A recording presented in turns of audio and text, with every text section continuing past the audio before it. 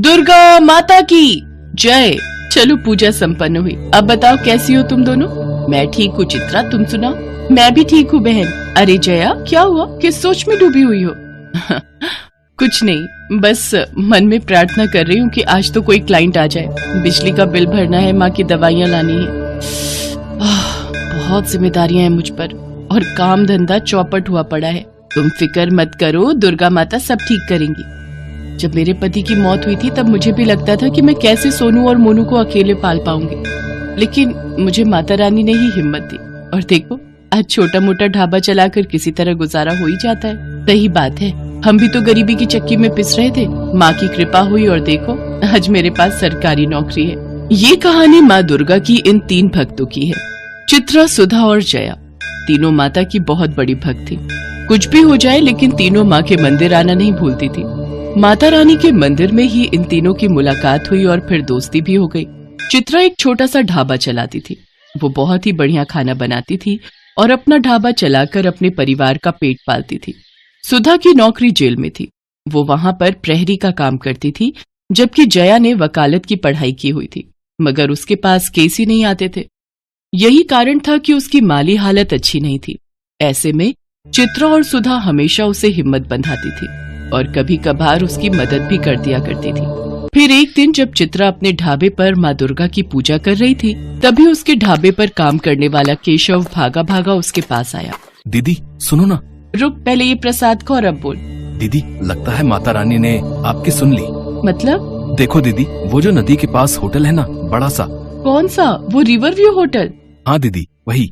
उन्हें अपने होटल के लिए एक बढ़िया सा शेफ चाहिए और उसके लिए वो एक प्रतियोगिता करा रहे हैं, जिसे जीतने वाले को वो अपने होटल में शेफ का काम देंगे और अच्छी पगार भी। अरे वाह केशव, क्या खबर लाया? अरे मैं दिन रात एक कर दूंगी, लेकिन वो प्रतियोगिता जीत कर दिखाऊंगी। बस माता रानी का आशीर्वाद बना रहे। चित्रा अपने स्वादिष्ट खाने के लिए पूरे मोहल्ले में मशहूर थी। सभी लोग उसके हाथ के स्वाद के कायल थे, सिवाय उसकी पड़ोसन दिव्या के। वो हमेशा ही उससे चिढ़ती थी। होटल की प्रतियोगिता वाली बात जब दिव्या को पता चली तो उसने सोचा, चित्रा की बच्ची, चाहे कुछ भी हो जाए, तुझे तो मैं जीतने नहीं दूंगी। जीतना तो दूर, मेरे रहते तो उस प्रतियोगिता में हिस्सा ही नहीं ले पाएगी। एक तरफ दिव्या चित्रा के खिलाफ जाल बुन रही थी, तो दूसरी तरफ सारा दिन बीत जाने पर भी जया के पास कोई केस नहीं आया। उसने मायूस होकर अपना केबिन बंद किया और मन में सोचने लगी, आज भी कोई केस नहीं आया। केबिन का किराया भी देना है, माँ की दवाइयाँ भी ले जानी है। उफ, कैसे हो पाएगा सब कुछ? हे माँ, कोई तो रास्ता दिखाओ मुझे।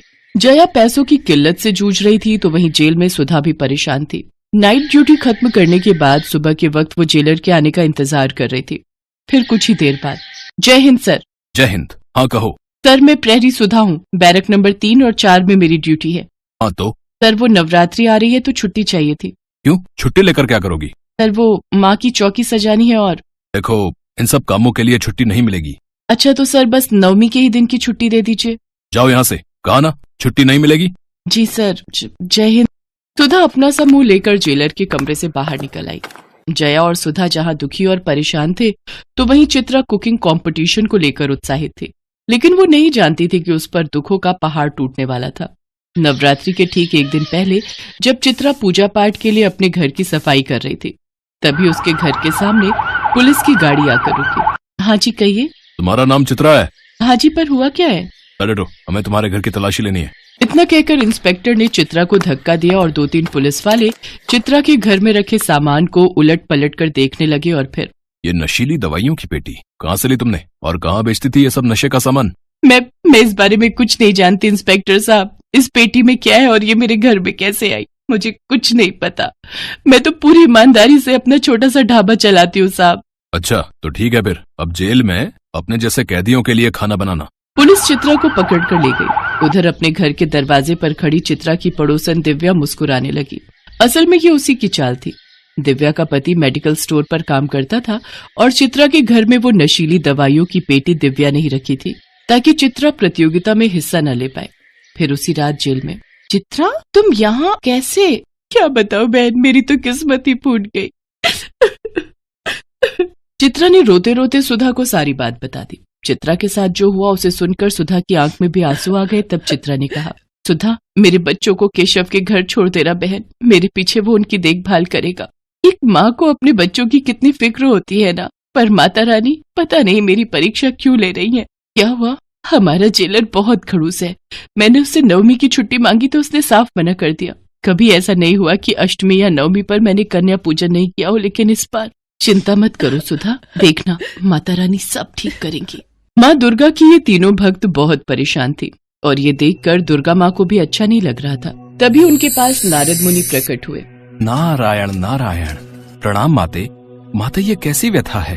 आपकी तीनों भक्त परेशान हैं। उन्हें आपकी कृपा की आवश्यकता है। आप चिंता न करें ऋषिवर, इनके दुखों का अंत निकट है और इसके लिए मुझे धरती लोक पर जाना होगा। जय हो माता रानी की, जय हो। नारायण नारायण। नवरात्रि के दिन चल रहे थे और माता रानी की तीनों भक्त अपनी अपनी समस्याओं से जूझ रही थीं। लेकिन तीनों में से किसी ने भी माँ दुर्गा पर अपना विश्वास नहीं खोया था। सुधा ने जेल में ही माता रानी की चौकी सजा ली थी और नवरात्रि के पूरे व्रत भी रख रही थी।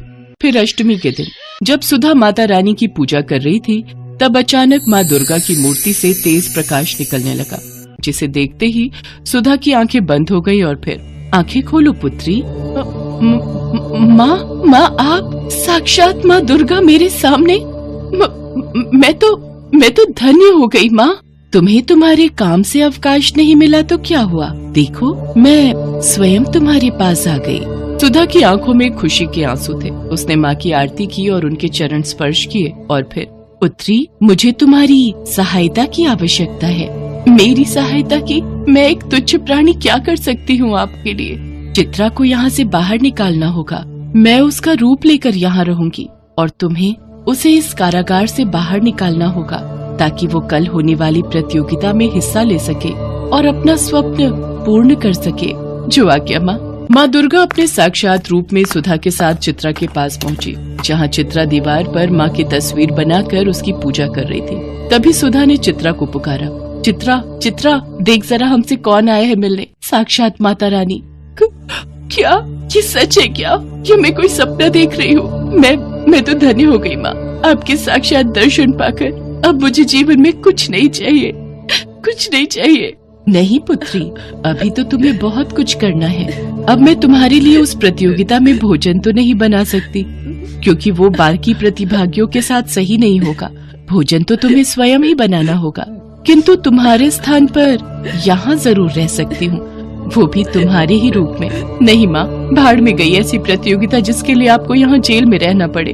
तुम भी तो एक माँ हो ना, और अपने बच्चों के लिए कितने कष्ट सहती हो, तो मैं भी तुम्हारी माँ ही हूँ। चिंता मत करो, कल से ही जया कोर्ट में तुम्हारा केस लड़ेगी। मैं खुद उससे मिलकर आई हूँ, वो तुम्हें अवश्य ही निर्दोष साबित करेगी। इसके बाद दुर्गा माँ ने चित्रा का रूप लिया और उसकी जगह जेल में बैठ गई। फिर चित्रा और सुधा ने उन्हें प्रणाम किया और सुधा ने चुपके से चित्रा को जेल से बाहर निकाल दिया। अगले दिन चित्रा ने प्रतियोगिता में अपने बच्चों के लिए और जया ने कोर्ट में चित्रा के लिए पूरी ताकत लगा दी। चित्रा ने अपने हुनर से प्रतियोगिता जीत ली, तो वहीं जया ने भी चित्रा को कोर्ट से जमानत दिलवा दी। फिर उसी शाम तीनों एक साथ मंदिर पहुंचे, जहां कोई नहीं था। उन्होंने माँ दुर्गा को प्रणाम किया और माँ ने अपने साक्षात रूप में फिर से तीनों को दर्शन दिए। माता रानी की जय हो। पता है माँ, आपकी कृपा से चित्रा का केस जीतते ही मेरे पास ढेरों लोग आने लगे हैं। अब मेरे पास कोई कमी नहीं रही। मेरी बच्चियों, तुम सबके दुख भरे दिन दूर हुए। अब ऐसे ही हंसी खुशी से जीवन बिताओ और एक दूसरे की मदद करते रहो। दुर्गा मैया की जय, दुर्गा मैया की जय, दुर्गा मैया की जय।